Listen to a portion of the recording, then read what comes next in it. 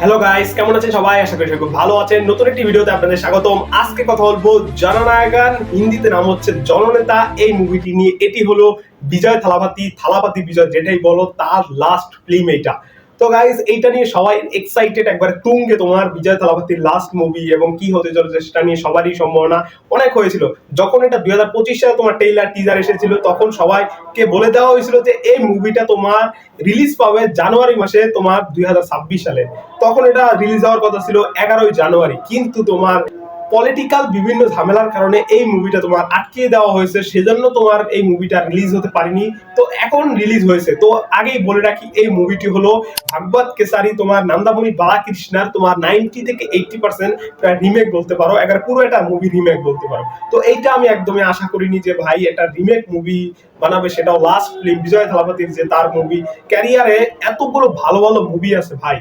তিনি চাইলে কিন্তু অন্য কোনো ডিরেক্টরের সাথে ভালো একটা স্ক্রিপ্ট চুজ করে বিভিন্ন এটা করতে পারতো।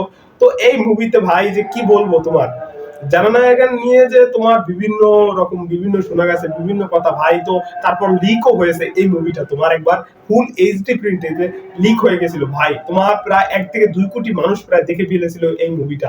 তারপর কোন রকম ভাই তিনি এইটা রিলিজ করেছে, এবং যখন তিনি চিন্তা করলেন যে এই মুভিটা মানে যে এটা কিন্তু তোমার, তিনি সিএম হয়েছেন বর্তমান তামিলনাড়ুর। সিএম হওয়ার আগের তোমার আর কি যে রিলিজ হওয়ার কথা ছিল এই মুভিটা, এবং নির্বাচনের আগের এই মুভিটা তোমার সব করেছে মুভিটা শুটিং। তো সেই হিসেবে তোমার যে সিএম হয়েছে তারপরে মানে চিন্তা করবে ভাই, কি বলবো যে মুভি আটকিয়ে দিয়েছে, এজন্য পুরো সরকারি বদলে করে দিয়েছে। সে সিএম হয়ে এখন নিজের মুভি নিজে রিলিজ করছে ভাই। ব্যাপারটা একবারে ভাই কি বলবো, এটা সারপ্রাইজিং। তো এইসব বিষয়ের কথা বাদ দিয়ে মুভির কথা বলতে গেলে ভাই, মুভিতে তোমার শুধুমাত্র আছে একমাত্র থালাপতি বিজয়।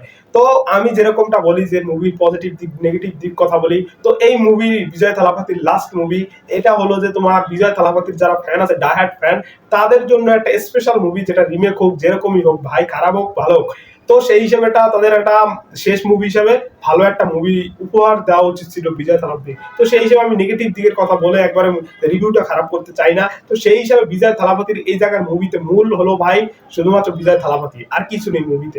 কিন্তু মুভিতে কয়েকটা অ্যাকশন আমার কাছে ভালো লেগেছিল। তো আরেকটা কথা বলতে গেলে, মুভিটা শুরু হয়েছে তোমার যেখানে তার মেয়েকে একবারে কিডন্যাপ করা নিয়ে, সেখানে শেষ হয়েছে ভাই সুপার ন্যাশনাল, তারপর সুপার হিরো টাইপের রোবট, তারপর ফ্যান্টাস্টিক এলিমেন্ট সব ভরপুর ভাই। এইসব কি মানে আমি ভাই কনফিউজ লাস্ট এন্ডিং দেখে, যে তোমার ভাই এই জায়গায় সায়েন্স ফিকশন এলো কোথা থেকে, লাস্টে তোমার রোবটের ভাই দেখাচ্ছে বিভিন্ন কিছু উল্টাপাল্টা। তো আমার হিসাবে ভাই বালাকৃষ্ণাই এই জায়গায় পারফেক্ট হিসাবে আর কি দরকার, যে কাস্ট একবারে অন্য কেউ এই জায়গায় ভাই তার জায়গা নিতে পারে না। তো ভাই এই জায়গায় আমি বিজয় থালাপতি কোনো ছোট করছি না। বিজয় থালাপতি ভাই একজন সবারই কম বেশি, মানে আমিও কম বেশি তার ফ্যান ভাই। কিন্তু বিজয় থালাপতির উচিত ছিল যে ভাই যে লিও হতে পারতো তার লাস্ট মুভি, তার এই মুভিটা করার কোনো দরকার ছিল না, এবং কি গ্রেটেস্ট অফ অল টাইম মুভিটা করারও দরকার ছিল না। তো ভাই একটা বলতে পারো ফ্যান সার্ভিস বলো একটা মুভিতে, এই পুরো মুভিটাতে শুধুমাত্র তার পলিটিক্যাল এজেন্ডাতে ভরপুর, সেজন্যই তোমার সরকার তার মুভিটাকে আটকিয়ে দিয়েছিল। তো সেজন্যই তোমার মুভিটা তোমার বিভিন্ন জায়গায় তুমি দেখবে মিউট করে দেওয়া হয়েছে, বিভিন্ন কাট নিয়েছে।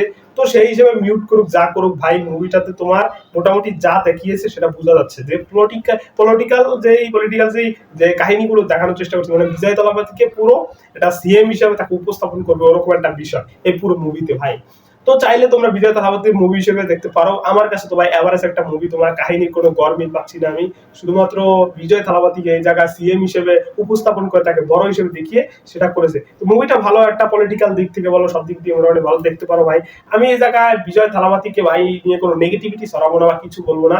তো আমার ভাই এই আজকের দিনই শেষ ভাই, মানে যে আর বিজয় থালাপতিকে দেখা হবে না ভাই, আর কোনো রিভিউ করতে পারবো না তার কোনো মুভি। তো ভাই এই পুরো ক্যারিয়ার যেই কয়টা মুভি করেছে, আমি ধরো চিন্তা করছি প্রত্যেকটা মুভি রিভিউ করার চেষ্টা করবো বিজয় থালাপতির। তো বিজয় থালাপতির লাস্ট মুভি, সেই হিসাবে ভাই এই বান্দাকে স্যালিউট, যে এত কয়েক বছর এত ভালো ভালো মুভি আমাদের উপহার দিয়েছে, কিন্তু শেষ সময় এটা কেন করেছে সেটা জানি না, আই ডোন্ট নো ভাই।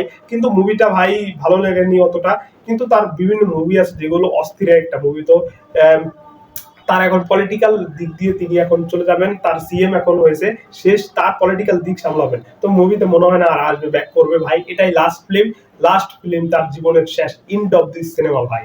তো এখানেই আজকে যাচ্ছি তোমাদের, আজকে এই পর্যন্তই, সবাই ভালো থাকবে।